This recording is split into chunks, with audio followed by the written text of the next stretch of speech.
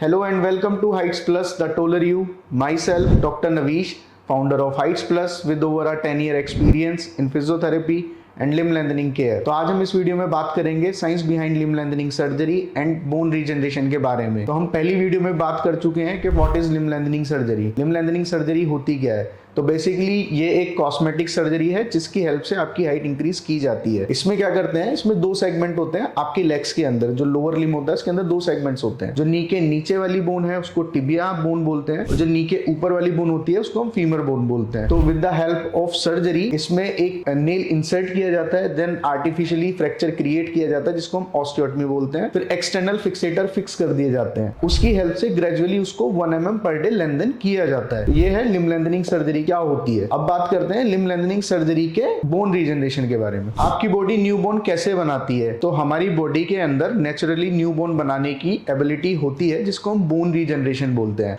तो जब फ्रेम लगने के बाद में आपकी बोन सेपरेट हो जाती है, मतलब कि डिस्ट्रैक्शन हो जाता है, तब आपका एक नेचुरली हीलिंग रेस्पॉन्स ट्रिगर होता है जिसको हम सॉफ्ट कैलस बोलते हैं। कैलस आपकी बोन में जो गैप है वहां पे डिपॉजिट होने लगता है। धीरे धीरे ओवर द टाइम वो स्ट्रॉन्ग बोन में डेवलप होने लगता है जो कि एक परमानेंट बोन बनाता है। और एक स्पेशल सेल होती है जिसको हम ऑस्टियोब्लास्ट बोलते हैं। वो आपका जो मिनरल्स है लाइक आपका कैल्शियम और आपका फॉस्फोरस, उनके साथ मिलके वो आपकी बोन को स्ट्रॉन्ग बनाती है। जो गैप है उसके अंदर इन चीजों का डिपोजिशन होने लगता है। तो ये उतनी ही आपकी बोन स्ट्रॉन्ग हो जाती है जितनी आपकी नेचुरल बोन होती है। न्यू बोन उतनी ही स्ट्रॉन्ग हो जाती है। तो आप कुछ पेशेंटों का डाउट होता है कि सर जो आपकी नई बोन होती है वो वीक होती है कंपेयर टू नेचुरल बोन। ऐसा नहीं होता है, वो आपकी उतनी ही स्ट्रॉन्ग होती है और आपको एज के साथ कोई प्रॉब्लम नहीं आती है। कोई भी बोन से रिलेटेड आपको कोई प्रॉब्लम नहीं आएगी जब आपकी रिकवरी पूरी हो जाएगी। जब आपको जैसे आप पहले थे वैसे ही रहोगे, वही सारे काम आप कर पाओगे। तो नेचुरल बोन उतनी ही स्ट्रॉन्ग होती है जितनी आपकी न्यू बोन होती है, क्योंकि ये आपकी नेचुरली ही ग्रो करती है। जो आपकी बॉडी है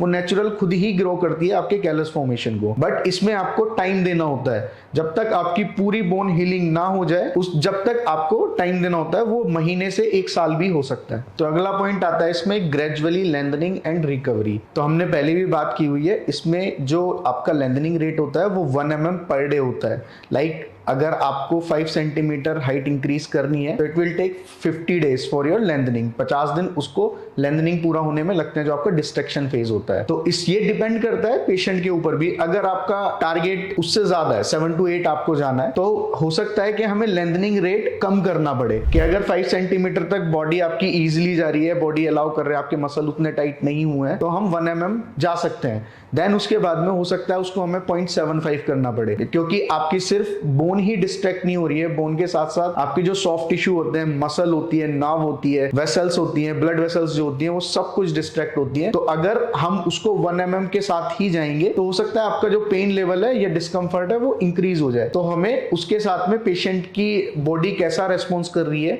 उसके हिसाब से हमें उसको डिक्रीज भी करना होता है। हो सकता है 0.75, हो सकता है 0.50, हो सकता है 0.25, उसको हम करते हैं। तो इसलिए इस पूरे प्रोसेस को कंप्लीट होने में महीनों से साल भी लग सकता है, क्योंकि आपका 3 महीने तो डिस्ट्रैक्शन फेज ही होता है। उसके बाद आता है आपका रिहैब वाला टाइम, जो आपका 2 से 3 महीने का होता है। और आपका पूरा बोन कंसोलिडेट होने में, आपकी पूरी बोन हीलिंग के लिए आपको साल भर भी लग सकता है। तो further information you can contact our given number, mail us your query, stay tuned with Heights Plus the taller you.